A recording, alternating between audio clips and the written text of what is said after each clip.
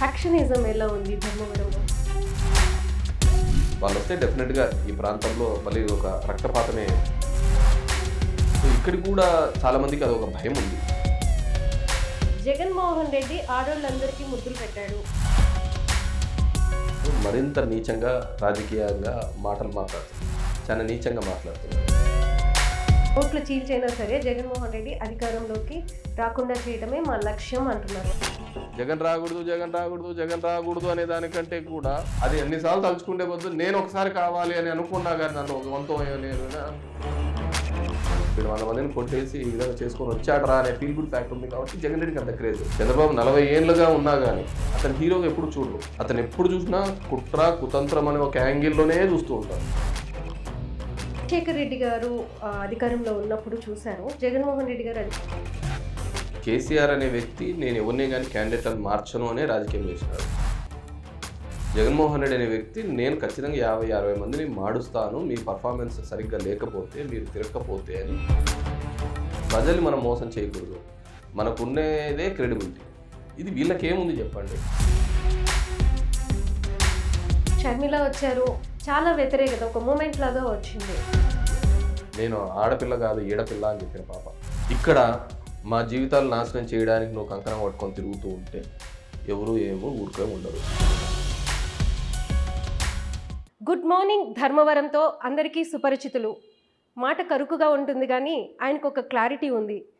ఎలా నియోజకవర్గానికి మేలు చేయాలి, ఆ నిర్ణయాల కోసం ఆయన ఎంత కరుగ్గైనా వెళ్తారు, ఎంత దూకుడుగైనా వెళ్తారు. ఆయనే కేతిరెడ్డి వెంకటరామరెడ్డి ఈరోజు ఇప్పుడు మనతో ఉన్నారు. నమస్తే అండి. ఏంటండి మీ హెయిర్ స్టైల్ ఏంటి? దానికి ఏమైనా స్పెషల్ ఉందా? ఇక్కడ అందరికీ చెప్తున్నారు ఆ హెయిర్ స్టైల్ చేయాలంటే 30 రూపీస్ ఎక్కువ తీసుకుంటారండి ఇక్కడ బాబాస్. ఏంటి అట్లేం లేదండి, మొదటి నుంచి ఒక డిఫరెంట్ ఉండాలని చెప్పేసి షార్ట్ హెయిర్ స్టైల్ పెట్టుకుంటాం. అంటే ధోనిలాగా ఇక్కడ ట్రెండ్ సెటర్ అంటే ఇక్కడ అట్లేం లేదు. అంటే కొంతమంది ఈ షాప్లలో వేరేప్పుడు కూడా కేతిరెడ్డి స్టైల్లో అని చెప్పేసి అడుగుతాడు. మీ గన్మెన్స్ కూడా అదే స్టైల్లో ఉన్నారు. అంటే పొలిటికల్ లీడర్స్ అంటే అందరూ ఒకటే పాపిడి ఇట్లా చూసుకుంటారు. నాకు కొద్దిగా ఉంటుంది కాబట్టి జనరల్గా పబ్లిక్గా చూసుకుంటే అట్లా కొద్దిగా ఏజ్ కూడా తక్కువగా కనపడుతుంది అంతకంటే. ఓ ట్రెండ్ సెంటర్ లాగా ఇప్పుడు మీ కార్స్ కానీ మీ కలెక్షన్ కానీ ఇక్కడ అంతా ఒక ఫ్యాన్ ఫాలోయింగ్ అని అదంతా బాగా కనిపిస్తుంది. అట్లే లేదు, everything is to my comforts. ఏదో ఇంకోరి కోసము కాదు కానీ వాట్ ఎవర్ ఐ డూ నా కంఫర్ట్ కోసం ఉంటారు.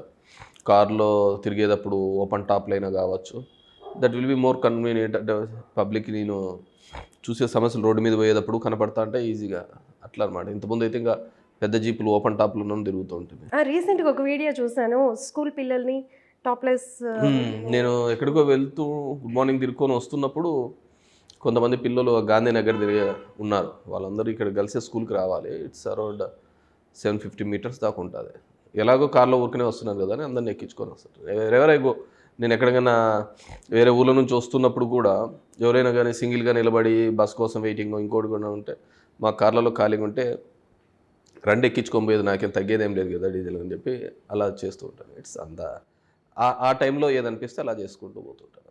గుడ్ మార్నింగ్ ధర్మవరం ప్రోగ్రామ్తో you are very popular in Telugu states. కానీ అదే ప్రోగ్రామ్ మీకు నెగిటివ్ కూడా అయినట్టుంది, ప్రతిపక్షాల నుంచి కానీ ఇలాంటి విమర్శలు వచ్చినాయి. సో గుడ్ మార్నింగ్ ధర్మవరం అనేది నేను ఈరోజు చేయటం లేదు. ఇట్స్ బీన్ 2008 నుంచి, నేను పాలిటిక్స్లోకి వచ్చినప్పటి నుంచి కూడా 2006 నుంచి చేస్తున్నాను. ఒక ప్రోగ్రామ్కి ఒక నేమ్ పెట్టుకొని వెళ్ళాలనే ఉద్దేశంతో గుడ్ మార్నింగ్ ధర్మవరం పొద్దున్నే అర్లీ మార్నింగ్ 6-6:30 కల్లా పబ్లిక్లో వెళ్ళడము, వాళ్ళ ఇష్యూస్ని ఐడెంటిఫై చేసుకోవడం, ఆ విధంగా నెంబర్ ఆఫ్ ఇష్యూస్ కూడా రిజాల్వ్ కావడం చేయడం జరిగింది. 2013 నుంచి ఫేస్బుక్లోనూ దీనిలోనూ ఇఫ్ యూ కెన్ సీ నా థౌజండ్స్ ఆఫ్ వీడియోస్ ఉంటాయి. గుడ్ మార్నింగ్ ధర్మవరం మీద వేల వీడియోస్ ఉంటాయి.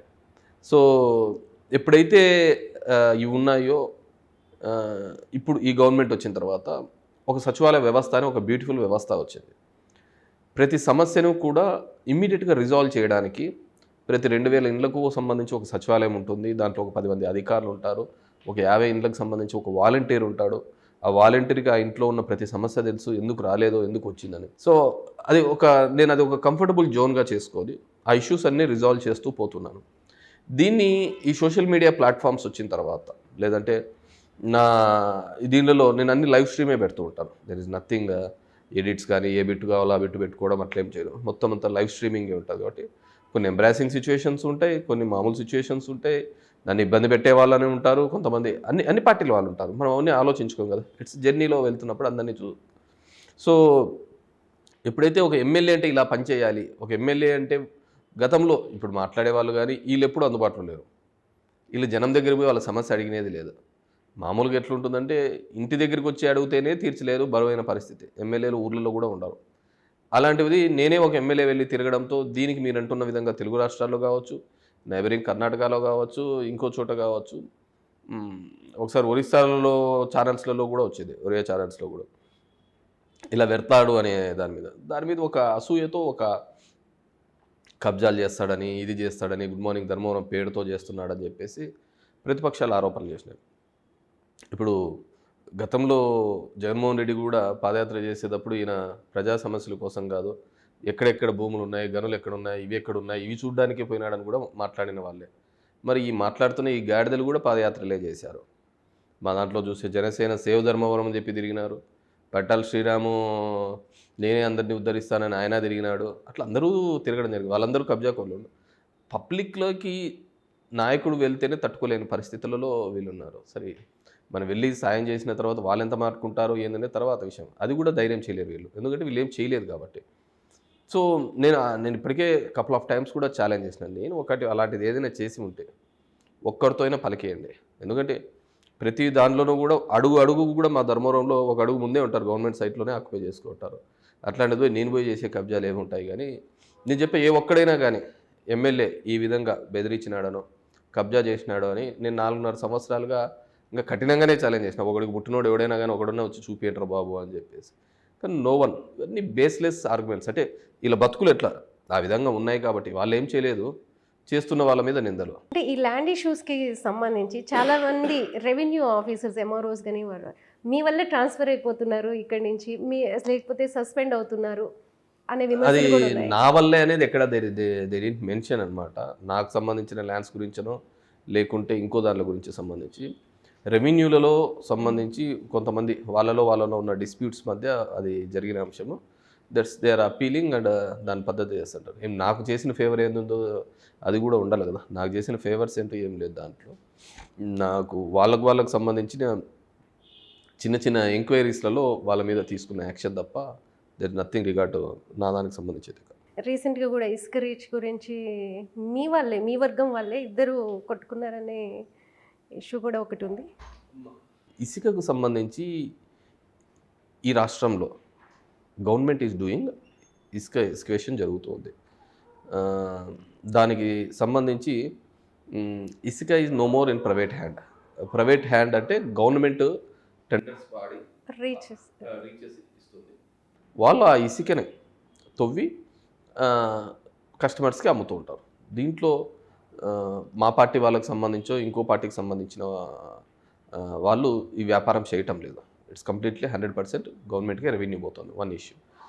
అక్కడ జరిగిన ఇన్సిడెంట్ ఎక్కడైతే ముదుగుబు మండలంలో జరిగిందో మా పార్టీలో సంబంధించి ఒకటే ఊర్లోకి సంబంధించిన వాళ్ళు ఇద్దరు చేసుకున్న గొడవ. That's their own personal. ఒకడు తాగి ఇద్దరు తాగుబోతులు కొట్లాడుకున్న మాట అంతే. అంతకంటే మించి వేరేది ఏం లేదు. ఎవరికి ప్రమేయం లేదు. బికాజ్ నేను సెటిల్ చేసేది ఏముంటుంది, ఇద్దరి మీద కేసులు కట్టినారు, వాడు జైలుకి పోయినాడు, ఎవడైతే కొట్టాడో వాడు జైలుకి పోయినాడు, ఇంకోడు దెబ్బలు తిన్నవాడు ఇంటి దగ్గర ఉన్నాడు. అంతకంటే సహాయం ఏమో ఎక్స్పెక్ట్ చేయడానికి ఏముంటుంది. ఇద్దరు తాగి కొట్లాడుకున్నాడు, ఈడు కేసు పెట్టినాడు, వాడు కేసు పెట్టుకున్నాడు, అంతే. దాంట్లో ఎవరికి దెబ్బలు తగిలినాయో వాళ్ళు కేసు పెట్టుకున్నారు. దాని ప్రకారం చట్టం తన పని చేసింది. ఒకవేళ నేనే ఆ విధంగా కనుక ఉండింటే ఏదో దుప్పటి పంచాయతీ చేసేసి వాళ్ళని పంపించింది కదా. But I wind law by its own course చేస్తా పోయింది అనమాట. సో ఇద్దరు తాగుబోతులు చేసిన పని అది. ఇసుక రీచ్ దగ్గర కాదు, ఏడ హైవే మీద గొడవ అన్నారు. దాన్ని ఇసుక రీచ్కు రుద్దే ప్రయత్నం చేయడం జరిగింది. ఫ్యాక్షనిజం ఎలా ఉంది ధర్మవరంలో? ఒకప్పుడు ధర్మవరం అంటే రీసెంట్గా కూడా మళ్ళీ పరిటాల కుమారుడు శ్రీరామ్ ఇక్కడికి ఎంటర్ అయ్యారు, మిమ్మల్ని ఓడిస్తామంటున్నారు. ఇప్పుడు పొలిటికల్ ఫ్యాక్షనిజం మేబీ ఇక్కడ జరుగుతున్నట్టుంది. విమర్శలు చూస్తున్నా, ఏం చూస్తున్నా? ఫ్యాక్షనిజము అనేది నేను ఎమ్మెల్యే అయినప్పటి నుంచి దెర్ ఇస్ నో ఒక క్రైమ్ కూడా జరగలేదు, మామూలుగా ఒక మర్డర్ కూడా జరగలేదు. ఇట్ హ్యాస్ గాన్ డౌన్ చాలా ఇది.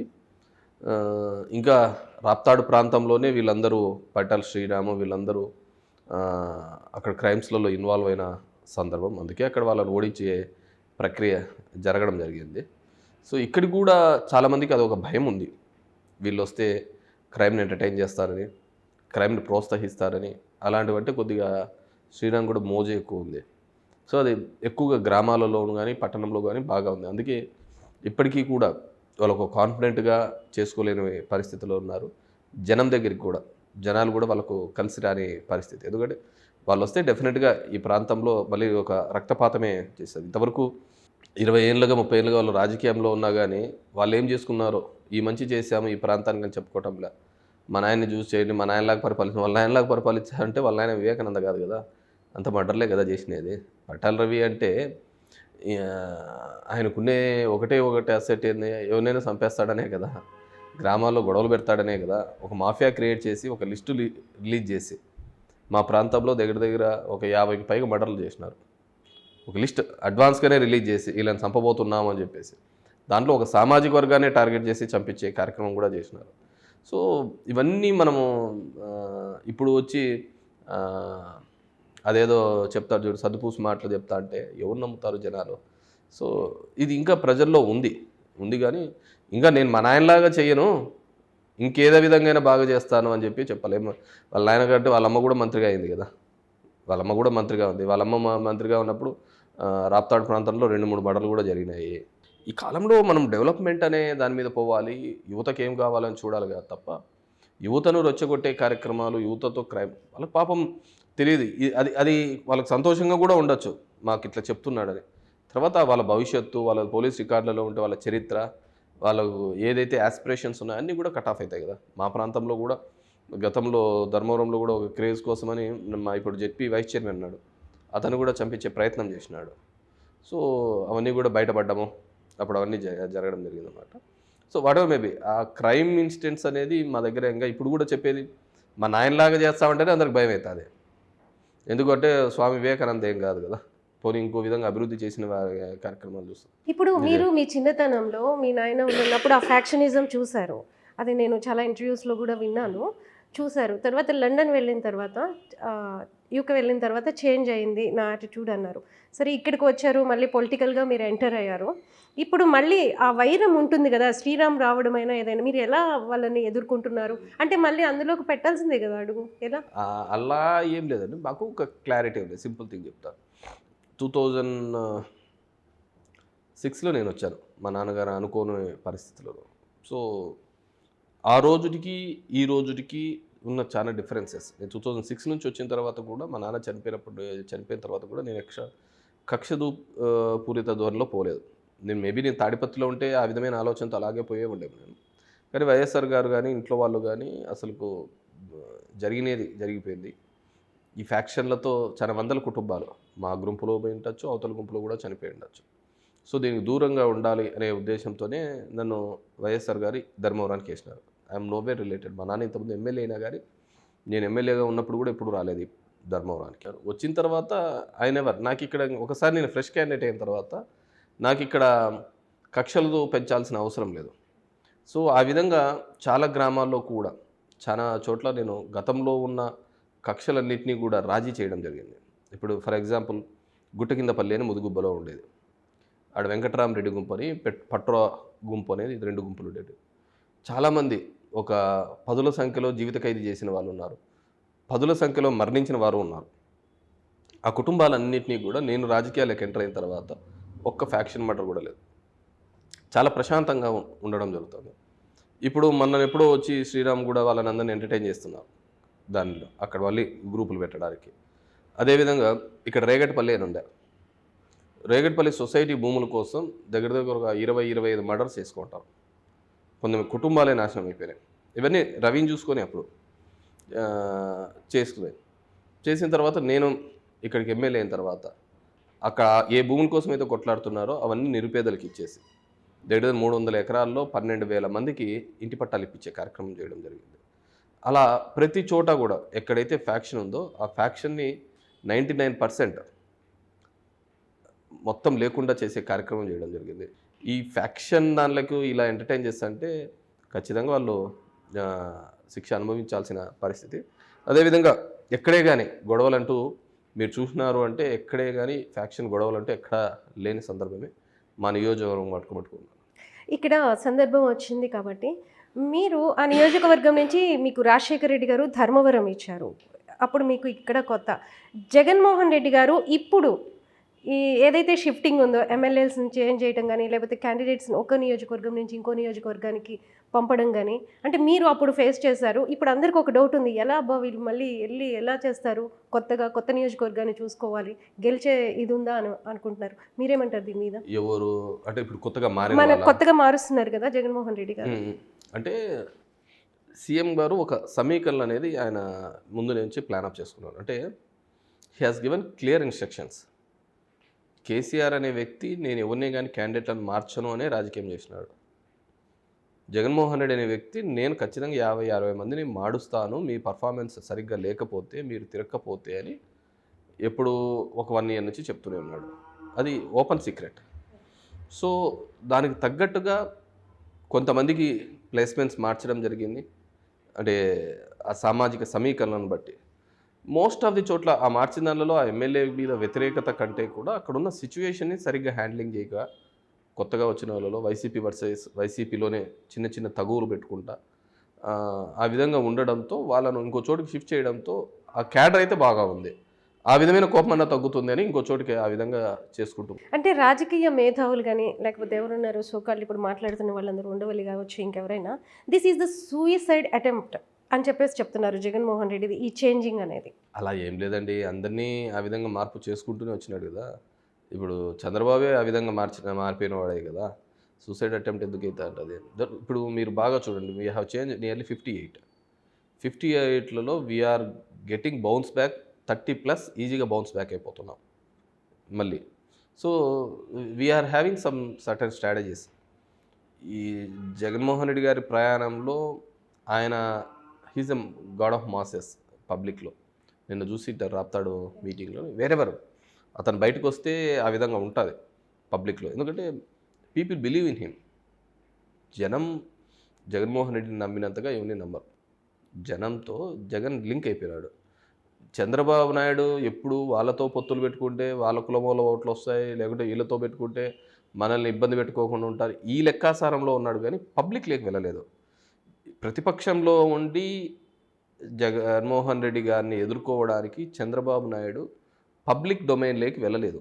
వాళ్ళ క్యాడర్ కావచ్చు, లీడర్ కావచ్చు, వాళ్ళు పెట్టిన ఏ స్కీమ్ అయినా కానీ సైకో పవల్ అనేది ఫ్లాప్, ఇది వెయిట్నర్ ఫ్లాప్, అన్ని ఫ్లాప్ ప్రోగ్రామ్సే. ఎక్కడే కానీ పబ్లిక్లోకి వెళ్ళి వాళ్ళను నేనున్నాననే ఒక నమ్మకం జనాలకి ఇవ్వరా. సరే వాళ్ళ క్యాడర్కి వాళ్ళ లీడర్లకు ఇప్పుడు లోకేష్ పాదయాత్ర ద్వారా ఏం చెప్తున్నాడు, మీరు మంచి చేయండి మీకు మంచి పదవులు వస్తాయని చెప్పటంలే కదా. మీరు ఎన్ని కేసులలో ఉంటే అంత పదవులు వస్తాయంటున్నాడు. రెడ్ బుక్క ఇంకోటి ఆ రెడ్ బుక్లో అంతా తిప్పేస్తే మొత్తం ఏ ఊళ్ళో ఏం ఫుడ్ దొరుకుతుందనే మైండ్ తప్ప వేరేది ఏమీ ఉండదు దాంట్లో. అంతకుమించి వేరేది అతనే చేయలే. బేసిక్గా ఒక భావితరంలో నెక్స్ట్ జనరేషన్ లీడర్ కావాలనుకుంటున్నప్పుడు మీ తండ్రి తర్వాత ద వే యూ స్పీక్ అనేది క్యాలిక్యులేటివ్గా ఉండాలి. నెక్స్ట్ జనరేషన్ కావాలనుకుంటున్నావు, అయితే అవ్వలేదు తర్వాత విషయం కాదు. వెళ్ళిన ప్రతి చోట నీకు 17 కేసులు ఉన్నాయా, రౌడీ షీట్ ఉన్నాయా, నా మీద తొక్కలో కేసులు ఉన్నాయి, ఇంతైతే waste. What message are you giving? ఒక యువతకు ఇవ్వాల్సినది మంచి చదువుకోండి, మన ప్రభుత్వం వస్తే ఉద్యోగాలు వస్తాయని ఇవ్వాలి. కానీ నువ్వు 16-17 కేసులు అయితే ఏముంటుంది, రౌడీ షీట్లు వస్తాయి. నీకు ఉద్యోగానికి పోలేక నీ ఎంబడి తిరగాలనే కదా జీవితాంతం, నీకు కట్టు బానిస కావాలనే కదా. అదే నువ్వు యువతకి ఇచ్చే మెసేజ్. దానికై యువగలం అని నువ్వు పెట్టినది మెసేజ్. కామన్ సెన్స్ ఉన్నాయి ఎవడైనా కానీ ఆలోచించేది. జగన్ రెడ్డి ఆ విధంగా ఎప్పుడే కానీ ఇంతవరకు మాట్లాడిన సందర్భం లేదు. ఏదైనా కానీ ఇది. సో వాళ్ళకి పబ్లిక్తో అటాచ్మెంట్ తగ్గిపోయింది. జనం నీడ్స్ ఏం కావాలో అని ఆలోచించే శక్తి లేదు. సో వాళ్ళకి ఏం కావాలో తెలియదు కాబట్టే ఇప్పుడు చంద్రబాబు ఇచ్చిన మేనిఫెస్టో కూడా మీరు బాగా అబ్జర్వ్ చేయండి. జగన్ రెడ్డి ఒకటి ఇస్తానంటే నేను 4 ఇస్తా అంటున్నాడు. ఇది ఒకటి ఇస్తా అంటే ఒక పిల్లలకి ఇస్తా అంటే నేను 4 పిల్లలకి ఇస్తా అంటాడు. ఇంకా కొత్తగా ఏం చెప్తున్నాడు, ఇంకా 3 కనండి అంటున్నాడు. స్పెషల్ ఆఫర్స్ ఇస్తున్నాడు అనమాట, కనండి అని చెప్పేసి. కొడుకు చెప్పుకోవచ్చు కదా అదే అతను. సో ఇట్స్ అంటే పబ్లిక్ చాలా అబ్జర్వ్ చేస్తుంటారు. మనం మాట్లాడే భాష, మన నడవడిక, మన మాట తీరు అన్నింటినీ కూడా అబ్జర్వ్ చేస్తుంటారు. మనం ఏదో చెప్పాము శాసనం అంటే, ఇంతకుముందు చెప్పాను కదా, అంతకుముందు అంటే 2 పేపర్లు ఉండేది, అదే మొత్తం బతుకంతా అయిపోతుండే. ఇప్పుడు అలా కాదు. ఆయన చేసిన పథకాలు ఏదైతే పెడుతున్నారో బాబువి జనంలోకి వెళ్ళలేకపోవచ్చు, లేకపోతే ఒక ముద్ర వేయలేకపోవచ్చు, కానీ ఆయన ఏదైతే మీ పార్టీ ఓడిపోతుంది ఈసారి రాబోయేది టీడీపీనే, అలానే సైకో జగన్, ఈ టైప్ ఆఫ్ ఇవన్నీ జనంలోకి చాలా విస్తృతంగా పోతున్నాయి ఆయన విస్తృతంగా చేస్తున్నది. పోతున్నాయని అతను అనుకుంటున్నాడు. పబ్లిక్ అవన్నీ ఆలోచించరండి. ఒక సెక్షన్ ఆఫ్ ది పీపుల్ సరిపోని వాళ్ళను 100 చేసి ఒకటి చేయకపోయినా వాళ్ళలో ఉన్న 10 మంది ఒకరు వచ్చి బయట మాట్లాడుతుండొచ్చు. కానీ ఎండ్ ఆఫ్ ది డే ఒక 85% 90% పేద మధ్యతరగతి కుటుంబాలే ఉంటాయి. వాళ్ళ కుటుంబాల యొక్క జీవన ప్రమాణాలు ఎలా ఉంటాయంటే, ఇంట్లో భార్యాభర్తలు ఇద్దరు పనులకు పోతే తప్ప ఆ కుటుంబం నడవదు.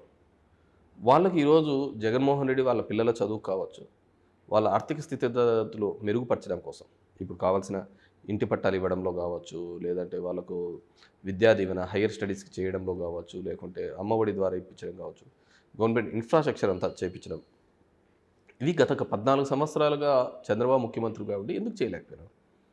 ఈరోజు చంద్రబాబు చెప్పిన హామీలన్నీ కూడా పబ్లిక్ ఎందుకు నమ్మటం లేదు అంటే, ఆయన మామూలుగా ఏదైనా ఒక హోటల్కి పోతే ఒక బిర్యానీ అయితే బయట బీడా కూడా ఫ్రీ ఇస్తాడు అంటాడు, పాన్ బీడా.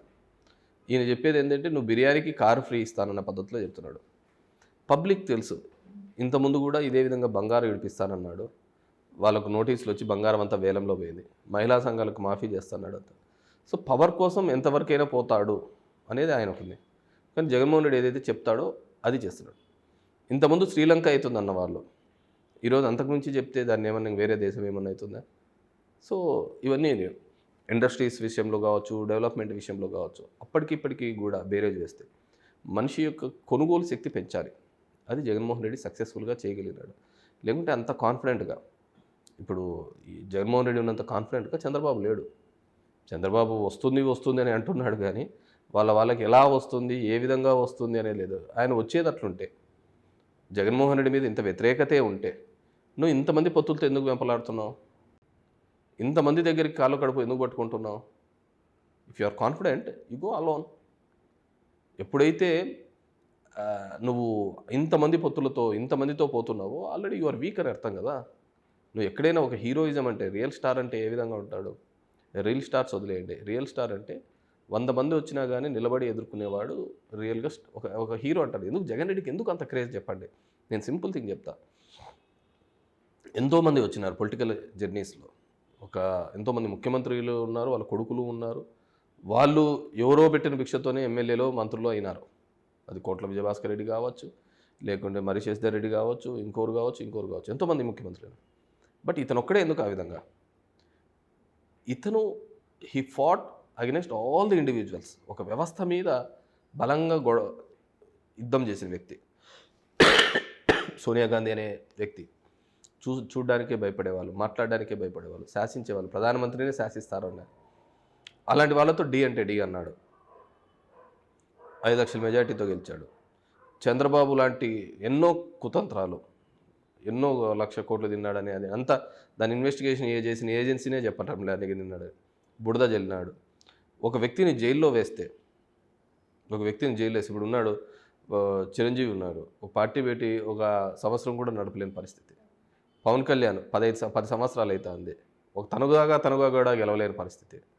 సో ఇంతమంది ఇన్నున్నా కానీ, కుతంత్రాలు ఇన్ని చేసినా కానీ, మొదటిసారిగానే ఆయన గెలిచింటే రాజశేఖర రెడ్డి గారి సింపతితో గెలిచినాడు అనేవాళ్ళు. 2 సీట్లతో ఉన్న అతను 18 సీట్లకు వచ్చినాడు, 18 సీట్లతో ఉన్న అతను 63కి వచ్చినాడు.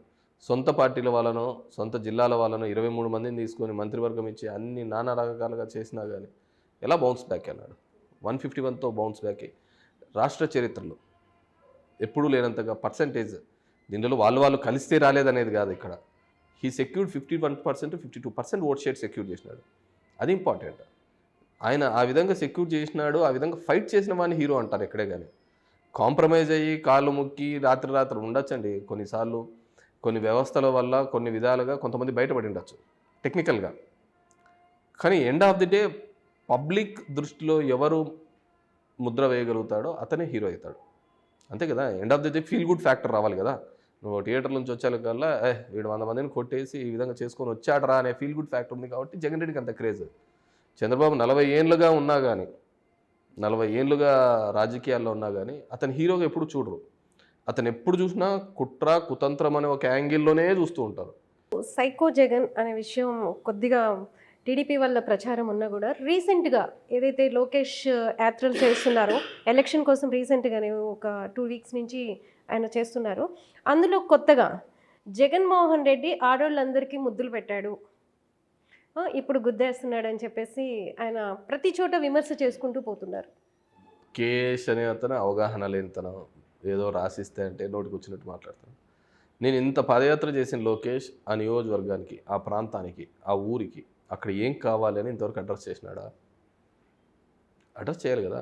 ఊరికే నడుచుకుంటూ పోయి కొట్టుకోండి, కేసులు పెట్టుకోండి అని అక్కడ రెచ్చగొట్టే మాటలు మాట్లాడి ఎమ్మెల్యేలని కౌంటర్గా అక్కడున్న లోకల్ పార్టీ వాళ్ళు ఎలా మాట్లాడతారో ఆ కౌంటర్కి వాళ్ళను ఇది గొడవలు పెట్టి అప్పుడైతేనే గ్రూప్ నిలబడుతుందని ఒక చిపెస్ట్ పాలిటిక్స్లో ఎక్కడైతే అది ఒకప్పుడు ఫ్యాక్షనిస్ట్ అని, తర్వాత సైకో జగన్ అని, ఇప్పుడేమో ఆడవాళ్ళకి ముద్దులు పెడతాను అంటే క్యారెక్టర్ని జగన్మోహన్ రెడ్డి ఒక జగన్మోహన్ క్యారెక్టర్ని రెడ్డి ఆడవాళ్ళని ఎక్కడే కానీ ఇలా ఇలా అని ఏం లేదు. ముసలోళ్ళను దగ్గరగా ఆప్యాయంగా పలకరించింటాడు. నీ చేత కాలే, మీ నాయన వాళ్ళ మదర్ చనిపోయినప్పుడు కూడా పోలేని పరిస్థితి. సో అంటే అందరికీ మామయ్యగానో తమ్ముడుగానో లేకపోతే ఇలా కనిపిస్తున్న జగన్మోహన్ రెడ్డి వాళ్ళు అలాంటి కామెంట్స్ చేస్తే ఎవరికి అది అంటే అంటే మామూలుగా వీళ్ళక ప్రతిపక్షాలన్న తర్వాత పనికిమాల మాటలు మాట్లాడుతూనే ఉంటాయి, దానిలోకి ఏముంటుంది. కానీ మన రాష్ట్రంలో ముఖ్యంగా తెలుగు రాష్ట్రాల్లో మరింత నీచంగా రాజకీయంగా మాటలు మాట్లాడుతున్నారు. ఇట్స్ దౌర్భాగ్యం. పోస్టులు పెట్టడం కానీ ఇవి పెట్టడం కానీ చాలా నీచంగా మాట్లాడుతున్నారు. నేను చాలా చోట్ల కూడా అబ్జర్వ్ చేశాను కదా తెలుగు రాష్ట్రాల్లో. ఇదేదో పాత ట్రెండ్. అంటే ఒక పెద్దోని గురించి మాట్లాడితే మనం పెద్దోడైపోతాము అనే ఒక ఆలోచన చేయాలి. చీపెస్ట్. మనం మాట్లాడే పద్ధతి, మన వ్యవహార శైలి, మనం ఎక్స్ప్లెయిన్ చేసే పద్ధతిని బట్టి మనకు ఆ గుర్తింపు వస్తుంది. ఇప్పుడు చాలామంది ఎమ్మెల్యేస్ ఉన్నారు, నేను ఒక ఎమ్మెల్యేనే, కానీ నాకంటూ ఒక బ్రాండింగ్ ఉంది. ఎందుకంటే నా వ్యవహార శైలి, నేను పనిచేసే పద్ధతి. సో ఎవరి వన్ హ్యాస్ దేర్ ఓన్ అనమాట. ఇప్పుడు నేను కామెంట్ చేయను కానీ, మా వాళ్ళు కానీ వాట్సాప్స్లో కానీ ఫేస్బుక్స్లో కానీ ఎప్పుడే కానీ తప్పుడు ఆరోపణలు కానీ, తప్పుడు పోస్టులు కానీ, వ్యక్తిగత ఆరోపణలు కానీ పెట్టకూడదు అనేది నా పాలసీ. ఇప్పుడు కాదు, ప్రతిపక్షంలో ఉన్నప్పుడు కూడా. So what ever we do we fight straight, అంతే. సో క్యారెక్టర్ అసాసిన్ చేయడానికి అనే ప్రయత్నం మనం చేయడం. కానీ టీడీపీ వాళ్ళకు అదొక ట్రెండ్ అయింది ఇప్పుడు. నోటికి వచ్చినట్టు పెట్టడము, ఇష్టానుసారం ఇది చేయడము. ముఖ్యమంత్రిని ప్రతి ఒక్కడు మాట్లాడతాడు. ఆయనలో మీరు కాలిగోటి కూడా సరిపోరు. ఆయన క్యారెక్టర్లో కావచ్చు, ఆయన పరిపాలనా దక్షతతో కావచ్చు, ఆయన ఆలోచన విధానంలో కావచ్చు. సచ్ ఏ స్ట్రైట్గా ఫార్వర్డ్గా ఉన్న వ్యక్తి. మేము మన అసెంబ్లీలో కూడా చెప్పినాడు. మేము అడిగాం యాక్చువల్గా కొచ్చేరుకు వచ్చినప్పుడు మేమంతా భంగపోయినాం. రుణమాఫీ చెప్పాలి, రైతు రుణమాఫీ చెప్పున్నా ఇది చంద్రబాబు చెప్తున్నాడు అంటే మనం ఏదైతే చేయగలుగుతాం అదే చెప్తాం వెంకటరామ్ అన్నాడు. అంటే హీ నోస్ ప్రజల్ని మనం మోసం చేయకూడదు, మనకున్నదే క్రెడిబిలిటీ. ఇది వీళ్ళకేముంది చెప్పండి. వీళ్ళు రోజుకు ఒక మాట మాట్లాడతాడు, రోజుకు ఒకటితో పొత్తు పోతా అంటారు. రేపొద్దున బీజేపీతో పొత్తు అంటున్నారు. వాళ్ళు అప్పుడు ఎందుకు తిట్టినారు? వాళ్ళు సమాధానం చెప్పుకోలేదు కదా. పవన్ కళ్యాణ్ అన్నాడు, లోకేష్ ఇంత తిన్నావు, లోకేష్ ఇంత తిన్నావు, మీ నాయన ఇంత తిన్నాడు, నువ్వు ఇంత తిన్నావు, ఇంత మోసం చేసినావు అని చెప్పిన, మా అమ్మను అవమానించావు, ఇన్ని చెప్పిన పవన్ కళ్యాణ్ మళ్ళీ ఇమ్మీడియట్గా ఎట్లా కలిసిపోయినాడండి? అసలుకు చంద్రబాబును జైల్లోకేస్తే లోకేష్ కంటే పవన్ రోడ్ల మీద దొల్లాడడం ఏందండి? వాళ్ళ అమ్మని తిట్టినప్పుడు దొల్లాలే, వాళ్ళ నాన్న తిట్టినప్పుడు తిట్టాలా, ఈనాడు పేపర్లలో జెండా పీకేసినామన్నప్పుడు దొల్లాలే. అంత ప్రేమ ఎందుకు వచ్చింది? నువ్వే కదా చెప్పినది చంద్రబాబు దోపిడీ చేసినాడని. ఆ దోపిడీకి సాక్ష్యమే కదా అరెస్టు. క్షమించను అన్నాడు కదా జీవితంలో క్షమించను వాళ్ళని. క్షమించను అవన్నీ ఛానల్ సినిమా డైలాగులు వాళ్ళు ఎవరో స్క్రిప్ట్ రాసేసారు. అంటే నువ్వు అన్నీ చెప్పిన నీవు మళ్ళీ ఇమీడియట్గా ఎలా ఇచ్చేసినావు, ఎలా సరెండర్ అయిపోయినావు? అందుకే కదా ప్యాకేజీ అనేది. మీరు చెప్తున్నారు కదా ఆయనకు అంత స్ట్రాటజీ లేదు, సినిమా డైలాగులు రాసిస్తే చదివేస్తాడు, లేకపోతే లేదు అనడం తప్పు. కానీ ఆయనకు స్ట్రాటజీ లేదంటే అప్పుడు. కానీ జనం వెంపర్లాడుతున్నారు, పార్టీలు కూడా వెంపర్లాడుతున్నాయి ఆయనతో పొత్తు పెట్టి కూడా. ఏంటి ఆయనకున్నంత ఎవరు వేర్లు వెంపలాడుతున్నారు? ఎందుకు పార్టీలు ఇప్పుడు తెలుగుదేశం వెంపలాడుతుంది. తెలుగుదేశం బీజేపీ కూడా ఇప్పుడు మాట్లాడుతుంది. ఒక రేస్లో ఉన్నామండి. నేను ఇంకో నలుగురు ఉన్నారు, జగన్మోహన్ రెడ్డి, చంద్రబాబు అందరూ ఉన్నారు. దీంట్లోకి చంద్రబాబు అనే అతను జగన్మోహన్ రెడ్డి ఒక రేస్లో పరిగెత్తుతున్నాడు, చంద్రబాబు పరిగెత్తలేకపోతున్నాడు. దానికి వీళ్ళందరూ భుజాన్ని ఎత్తుకొని అతన్ని ఆ లైన్ దాటియాలని ఒక ప్రయత్నం చేస్తారు. హీజ్ అన్ ఇండివిజువల్గా. దానికి ఆ ఎత్తుకోవడంలో బరువై పవన్ కళ్యాణ్ ఎత్తుకోలేడేమోనని బీజేపీని ఎత్తుకుంటున్నాడు. అంతే, అంత తప్ప వేరేది ఏంది లేదు. ఓట్లు చీల్చైనా సరే జగన్మోహన్ రెడ్డి అధికారంలోకి రాకుండా చేయడమే మా లక్ష్యం అంటున్నారు వాళ్ళందరూ. చీల్చి కాదు, చీల్చాలి చంద్రబాబు వ్యతిరేక ఓటు చీల్చాలి అని అప్పట్లో. ఇప్పుడు చీలకూడదు, కాబట్టి కలిసిపోతున్నామని పవన్ కళ్యాణ్ చెప్తున్నాడు. సో ఓటు చీల్చడము, కలవడము అనేది ఇద్దరు నాయకుల మధ్య ఉండదు, జనాల మధ్య ఉంటుంది. రాజకీయాల్లో ఎప్పుడే కానీ గుర్తుపెట్టుకోండి, 1+1 2 కానే కాదు. సో ప్రజలు ప్రతి ఒక్కటి చూస్తూ ఉంటారు. మనము వీళ్ళిద్దరు కలిసినంత మాత్రం మేమెందుకు కలవాలా అనేది. ఇప్పుడు పవన్కు ఉన్నారు, ముఖ్యంగా వాళ్ళ సామాజిక వర్గంలో ఎప్పటి నుంచో ఒక వెలితి ఉంది. మావాడు ఒక ముఖ్యమంత్రి కావాలి, ఒక అత్యున్నతమైన స్థానంలో కూర్చోవాలి. అది చిరంజీవి స్థానంలో మనం ఆశించాం.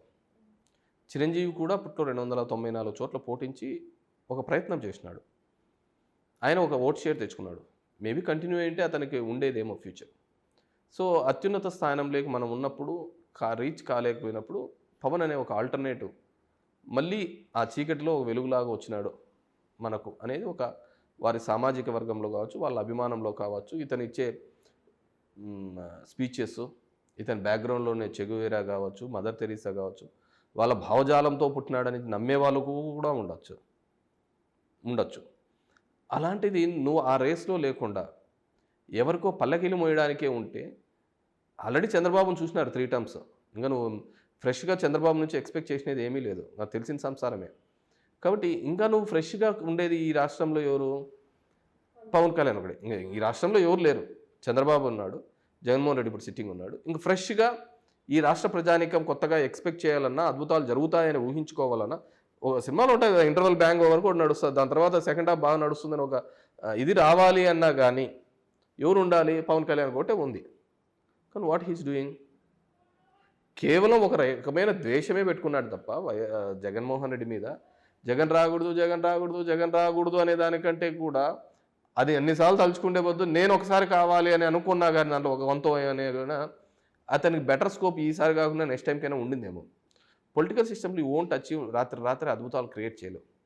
పబ్లిక్ యొక్క కాన్ఫిడెన్స్ బిల్డప్ చేస్తేనే నువ్వు అద్భుతాలు క్రియేట్ చేయగలుగుతావు. అది జగన్మోహన్ రెడ్డి గారు చేసినారు. 10 సంవత్సరాలుగా ఉన్నప్పుడు తన జైల్లో ఉన్న, తన ఆస్తులు అటాచ్ అయినా ఏ ఒక్క పార్టీ ఈ దేశ చరిత్రలో తిరిగి బౌన్స్ బ్యాక్ అనే సందర్భం లేదు. కొత్తగా పుట్టిన రీజనల్ పార్టీ, అదే జాతీయ పార్టీలు అంటే ఎవడో హెడ్ ఉంటాడు, కింద ఉంటారు, వాళ్ళు రన్ చేస్తుంటారు ఆర్గనైజేషన్. అలాంటి సందర్భంలో బౌన్స్ బ్యాక్ అయినాడు. బౌన్స్ బ్యాక్ అయిపోయి ఈరోజు 151 సీట్స్తో వచ్చినాడు. So he has having that confident. జనానికి మంచి చేస్తే జనం నా వెంట నడుస్తారని అతని నమ్మకం. ఆ నమ్మకం ఇప్పుడు అదే విధంగా ఆ జనంలో ఎవరైనా కానీ ఒకరిద్దరు తెలుగుదేశం పార్టీకి ఓటు వేస్తే రేపొద్దున జనానికి మేలు చేయడానికి ఏ రాజకీయ నాయకుడు ముందుకు రాడు. ఎందుకు వస్తారు చెప్పండి? ఒక చిన్న ఉదాహరణ చెప్తాం. ఒక వ్యక్తి ఎక్కడో తాగి రోడ్డు మీద పడిపోయి ఉంటాడు. అటుగా వస్తున్న ఒక మోటార్ సైకిల్లో ఉన్న ఒక వ్యక్తి తీసుకొని అతని హాస్పిటల్లో జాయిన్ చేసింటాడు. జాయిన్ చేస్తేనే వాడు హాస్పిటల్లోకి వచ్చిన తర్వాత కోలుకొని, లేదా నన్ను ఎవడో ఇటు తీసుకొని వచ్చినది, నేను బాగా రోడ్డు మీద పనుకో అంటే అని వాడిని 4 ఏట్లు వేసినాడు తన్నాడు అనుకోండి. రేపొద్దున ఆ వ్యక్తి ఎప్పుడైనా కానీ అలా రోడ్డు మీద పడిపోయిన వాడిని తీసుకు హాస్పిటల్లో చేరుస్తాడా? చేర్చాడు కదా. ఇది కూడా అంతే. ఈరోజు జగన్మోహన్ రెడ్డి పబ్లిక్కి న్యాయం చేస్తున్నాడు, జనాలకు న్యాయం చేస్తున్నాడు. న్యాయం చేస్తున్నప్పుడు వీళ్ళలో ఒకరిద్దరు లోకల్గా ఏదైనా పెట్టుకొని పక్కకేస్తే మొట్టమొదటి చంద్రబాబు మాట్లాడే మాట ఏంటంటే, జగన్ రెడ్డి ఇన్ని చేసినా అతనికే వేయలేదప్పా, మనం ఏం చేస్తే మనకి వచ్చారులే అంటాడు. అవునా లేదా? The same thing. Public clarity ఉందండి. క్లారిటీ లేనిది అక్కడకున్న కార్యకర్తలకు వాళ్ళకి వీళ్ళకి క్లారిటీ లేదు. సో నిన్న మేము చూసాం మీటింగ్కి, అసలుకు మా వాళ్ళే చెప్తున్నారు, మేము అంతా 40-50 మందికి ఒక బస్కి ఎక్కుతారంటే 70-80 మంది బస్కి ఎక్కినారన్న, అంత పైకి కూడా పబ్లిక్లో ఉంది ఆయన మీద అంత క్రేజ్. ఆయన తన పాదయాత్ర ఏదో రాత్రిపూట అందరు పనుకున్నాకున్నా అట్లా చేయలే, జనం మధ్యనే నడిచాడు. కోట్లాది మందితో బాండింగ్ ఏర్పరచుకున్నాడు. ఆ కోట్లాది మందికి ఇచ్చిన హామీని నెరవేర్చే దిశగా అడుగులు వేశారు.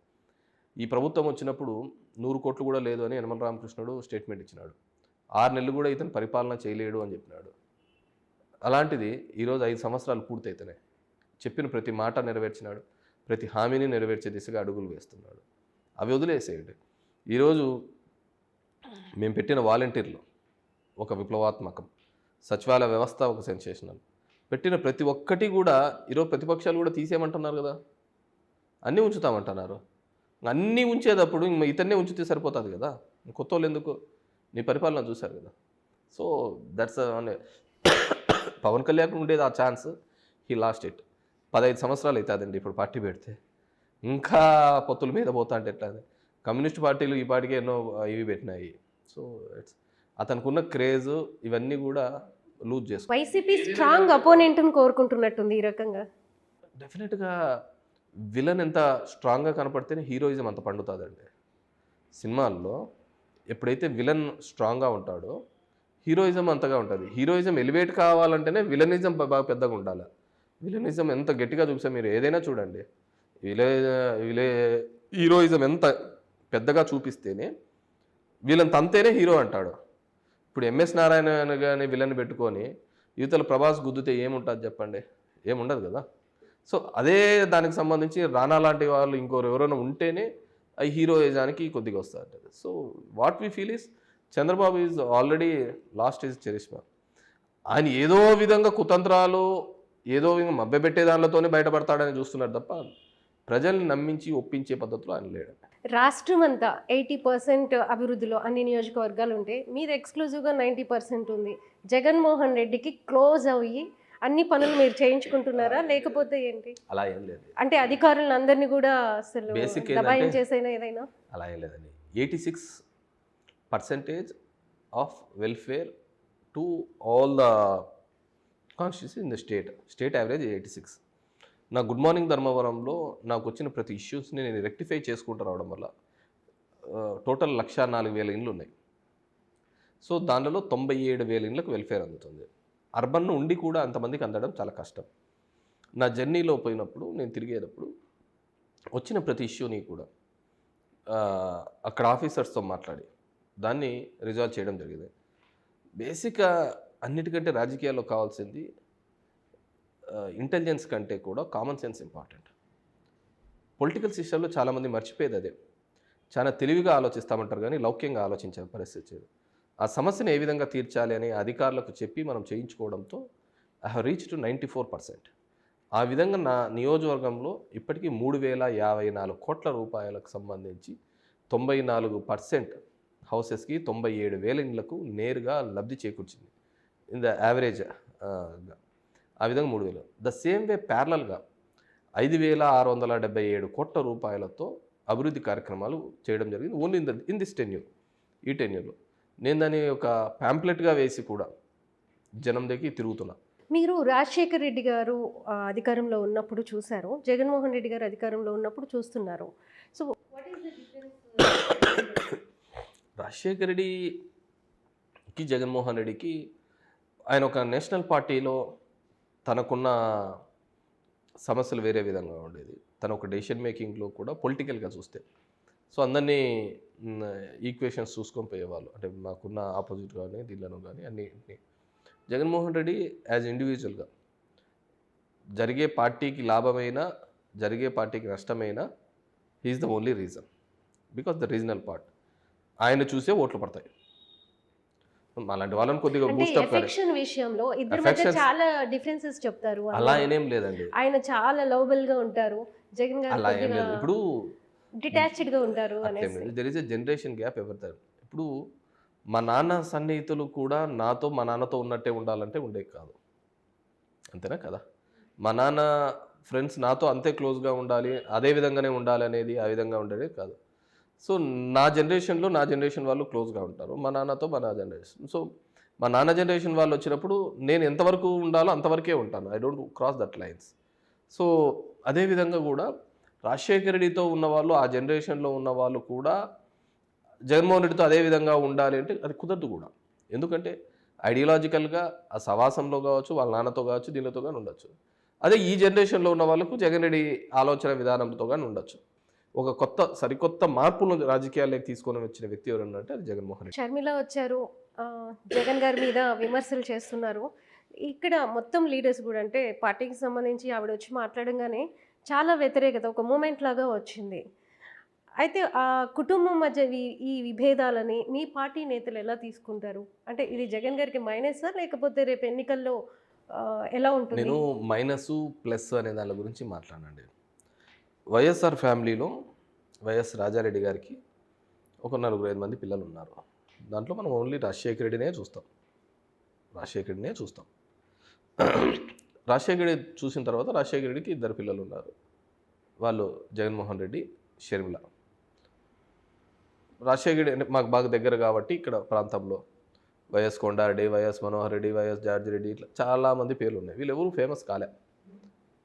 వాళ్ళలో ఎవరైతే నాయకత్వ పటిమ ఉందో, ఎవరైతే ఛాలెంజెస్ని కూడా ఫేస్ చేసి సక్సెస్ఫుల్గా లీడర్ అవుతాడో వాళ్ళని లీడర్గా తీసుకుంటాం ఎవరైనా కావచ్చు. అవునా? షర్మిల అనే ఆమెకు జగన్మోహన్ రెడ్డి గారికి ఏమైందో ఎవరికి తెలియని విషయం. వాళ్ళ అమ్మనే చెప్పాలని ఆమె చెప్తాంది. మనకు తెలియదు, వాళ్ళ అమ్మను చెప్తే కానీ ఆ విషయాలు తెలియదు. మరొకటి, ఆమె మొదట ఏం చెప్పింది, వాళ్ళ మదర్ కూడా ఇక్కడ నా కొడుకుని చేశాను, మా కూతుర్ని అక్కడ చేసుకోవాలి అని వెళ్ళిపోయింది. 3700 కిలోమీటర్లు పాదయాత్ర చేసింది. క్రెడిబిలిటీ అనే అంశాన్ని మనం గుర్తుపెట్టుకోండి. మా నాన్న ఎఫ్ఐఆర్లో చేర్చింది అని అన్నారు. ఇది రాజశేఖర రెడ్డి కాంగ్రెస్ కాదు, ఇది పనికిమాలిన కాంగ్రెస్, చంద్రబాబు కాంగ్రెస్, ఇక్కడ ఉన్న వాళ్ళు అని చెప్పేసి ఆమెనే కామెంట్ చేసింది. వేరే వాళ్ళు ఊరు కామెంట్ చేయలేము. కామెంట్ చేసిన తర్వాత 3700 కిలోమీటర్లు పాదయాత్ర చేసి అక్కడ టీఆర్ఎస్ని దించే ప్రయత్నము, కాంగ్రెస్ని ఎదుర్కొంటూ ఆల్టర్నేట్ ఫోర్స్గా నేనే ముఖ్యమంత్రిని, నేను ఆడపిల్ల కాదు ఈడపిల్ల అని చెప్పిన పాప అమ్మాయి. ఏమైందో ఏమో తెలియదు, ఒక సడన్గా పార్టీని నడపలేనో ఇంకోట్లేదనో తనంటూ తను మెర్జర్ చేస్తుందని చెప్పినాడు. ఆమె దగ్గరికి వచ్చి ఫస్ట్ సపోర్ట్ చేస్తున్నాను కాంగ్రెస్కి, ఆమె దగ్గరికి వచ్చి ఎవడన్నా రిక్వెస్ట్ చేస్తున్నది కూడా వీడియోలు చూపిలే. వాళ్ళ పార్టీని అక్కడ నమ్ముకొని, ఒక పార్టీ పెట్టడం అంటే తనని నమ్ముకొని చాలామంది ఉంటారండి. గ్రామ స్థాయి నుంచి నియోజకవర్గ స్థాయి వరకు ఒక హోప్స్తో ఖర్చు పెట్టిన వాళ్ళు ఉంటారు. అలాంటి వాళ్ళని ఎవరిని పట్టించుకోకుండా ఒక సింగిల్ డెసిషన్ తీసేసుకొని నేను కాంగ్రెస్కి అవుట్రైట్ సపోర్ట్ చేస్తున్నాను, నేను టీఆర్ఎస్ని ఓడించాలని. మరి అంతకుముందు మీరు మాట్లాడిన స్టేట్మెంట్స్, జైల్లో పెట్టించినాడు, మా నాన్న అన్నాన్ని పెట్టించినాడని తిట్టి, కాంగ్రెస్ని తిట్టి మళ్ళీ చేసిన తర్వాత మీరు అదే కాంగ్రెస్ సోనియా గాంధీకి ఏ విధంగా, డోంట్ ఫీల్ దట్ వాళ్ళ వేసే ఒక పాచికలో నువ్వు ఒక భాగస్వామ్యం నీకు అర్థం కాకపోతే ఎట్లా? ఎవరి కోసం ఫైట్ చేస్తున్నావు? అగ్నేస్ట్ జగన్మోహన్ రెడ్డి లేదా in favour of Telugu Desam? In favour of Telugu Desam చేస్తున్నావా, లేకుంటే ఇది చేస్తున్నావు? ఎవరి వల్ల? అసలు ఏబిఎన్ రాధాకృష్ణ అనే వ్యక్తి దగ్గర మీ నాన్న కాలం నుంచి మీ కుటుంబ నాశనాన్ని కోరుకున్న వ్యక్తులు వాళ్ళు. మీ కుటుంబం నాశనం కోరుకున్న వ్యక్తులు. నువ్వు వాళ్ళకు పోయి ఇంటర్వ్యూ ఇస్తావా అన్న అన్న అని? నీకు జగన్ రెడ్డితో సరిపోకపోయి ఉండొచ్చు. నువ్వు అన్న అన్న అన్న అని పెట్టి పోయి ఆడపోయి ఇంటర్వ్యూ చేస్తావా? వాళ్ళు నీకు వదిలే, మీ నాన్న చావులో కూడా సంతోషం చూసిన వాళ్ళు, మీ కుటుంబం పతనాన్ని కోరుకున్న వాళ్ళు. అలాంటి వాళ్ళ దగ్గరికి పోవడంలో అర్థమైంది, నీ క్రెడిబిలిటీ ఏముంది? ఈరోజు చంద్రబాబుకు రేవంత్కు ఉన్న సంబంధాలు తెలిసినది, సో నీ క్రెడిబిలిటీ ఏమవుతుంది? ఇక్కడికి వచ్చి నువ్వు ఈరోజు ఇది చేస్తా పోతున్నావు. ఎవరికి ఫేవర్ చేయడం? తెలుగుదేశం ఫేవర్ చేయడానికే కదా. అంటే మీ కుటుంబం ఎట్లా నాశనమైనా పర్వాలే, మీ కుటుంబాన్ని నమ్ముకొని ఈరోజు కోట్లాది మంది ప్రజానికం, లక్షలాది మంది నాయకులు వీళ్ళు నాశనమైనా పర్వాలే, నీ ఈగో సాటిస్ఫై కావాలా. మీ అన్నను ఓడించడం నీ ఈగో సాటిస్ఫై కావాలి. ఇది ద పాలిటిక్స్. ఈరోజు నిన్ను నమ్ముకొని మేమేం రాజకీయాలే కదా, మీ నాన్నను నమ్ముకొని ఎంతోమంది ఉన్నారు. వాళ్ళల్లో మీ నాన్నగారు మరణించిన తర్వాత జగన్మోహన్ రెడ్డి అనే వ్యక్తి ఒకరు ఎమర్జ్ అయినాడు. నేను ఉంటాను, మా నాన్న చనిపోయినా కానీ నేను ఉంటాను, మీ అందరికీ ఉంటాను అని ఒక వ్యక్తి లీడర్షిప్ తీసుకున్నాడు. ఆయన నమ్మాము, ఆయన వెంబడి ఫాలో అవుతున్నాం. ఈరోజు చేస్తున్న క్రమం ఏంది? ఎవరిని నాశనం చేయడానికి? ఏదైనా ఉండొచ్చు, అన్నదమ్ముల మధ్య ఉండొచ్చు, లేకుంటే అన్నా చెల్లెల మధ్య ఏదైనా ఉండొచ్చు. That's between 4 walls. ఒక్కసారిగా ఆమె రావడంతో చాలా, అంటే వైసీపీ కార్యకర్తల్లో కానీ వైసీపీ లీడర్లలో కానీ అందరూ కూడా మాట్లాడారు ఎదురు. అంటే అది జగన్ నుంచి ఇండికేషన్ వచ్చిందనే ఒక విమర్శ కూడా వచ్చింది. మాట్లాడండి అని. వైఎస్ ఫ్యామిలీలో సంబంధించి ఇంతకుముందు కూడా చెప్పారు, చాలామంది ఉన్నారు. కానీ ఎవరైతే నాయకుడు అని ఉంటారో వాళ్ళకే తోడుగా ఉంటాం, అంతే సింపుల్. వాళ్ళు అన్న కావచ్చు, చెల్లెలు కావచ్చు, ఎవరైనా కావచ్చు. ఇక్కడ మా జీవితాలు నాశనం చేయడానికి నువ్వు కంకణం పట్టుకొని తిరుగుతూ ఉంటే ఎవరు ఏమో ఊరికే ఉండరు. కౌంటర్కి ఖచ్చితంగా కౌంటర్ ఇస్తూనే ఉంటాను. దానికి వేరేదేముంటుంది. మీ నియోజకవర్గంలో లాస్ట్ ఎన్నికలకి మీరు ఇచ్చిన హామీలు ఎన్ని నెరవేరినాయి? నెక్స్ట్ ఎలక్షన్కి మీ అజెండా ఏంటి మీ నియోజకవర్గం వరకు? నేను ఎప్పుడు ఏ ఎలక్షన్లకు ఎప్పుడు హామీలు ఇవ్వనండి. ఎప్పుడు నేను హామీలు ఇవ్వను. నేను ఏది చేయగలుగుతానో అది చేసుకుంటూ పోతుంటాను. నా అబ్జర్వేషన్లలో ఈ ప్రాంతానికి ఏది అవసరమవుతుందో ఆ పద్ధతినే చేసుకుంటూ పోతున్నాను. అంతకుముందు ఇచ్చిన తాగునీటి కావచ్చు, స్కూల్స్ కావచ్చు, హైవేస్ కావచ్చు, రోడ్స్ కావచ్చు, ఫ్లైఓవర్స్ కావచ్చు, హాస్పిటల్స్ కావచ్చు, ఇప్పుడు కడుతున్న కొత్త రిజర్వాయర్స్ కావచ్చు, ఇవన్నీ నేను ఎప్పుడు చెప్పలే. నాకు ఆ సమస్య గుర్తించినప్పుడు ఆ సమస్యను తగ్గట్టుగా పోరాడి తెచ్చుకునే ఇది. ఇప్పటికీ చాలా తెచ్చాం. అవన్నీ ఇంప్లిమెంటేషన్కి చూస్తాం. భవిష్యత్తులో ఇంకా మంచి కార్యక్రమాలు ఎక్కడైతే నీడ్ అండ్ డీడ్ ఉంటుందో అవన్నీ చేసుకుందాం. సో పర్టిక్యులర్గా ఇదేమి అని ఉండదు నియోజకవర్గ అభివృద్ధికి. నిజ అభివృద్ధికి ఏమైనా ఉండదు కాదు. అభివృద్ధి అనేది continuous process. It's a continuous process. ఇప్పుడు 5,000 కోట్ల వర్క్స్ జరుగుతున్నాయి నా కాన్షియన్స్లో. లెట్ ఇట్ బీ అది ఫినిష్ కానిస్తే నెక్స్ట్ ఈ ప్రాంతానికి అవసరం ఏమిటని. ఇక్కడ బేసిక్గా చేనేత వృత్తిని నమ్ముకున్నారు. ఆ రోజు ఇక్కడ వీళ్ళకు బాగుండాలని చెప్పేసి 24,000 రూపాయలు నేతన్న నేస్తం తీసుకున్నాడు. మా ధర్మవరం నుంచి సీఎం గారు అప్పుడు అనౌన్స్ చేసినారు అన్నమాట. Okay, anyhow thank you and congratulations and all the best మీకు. Thank you.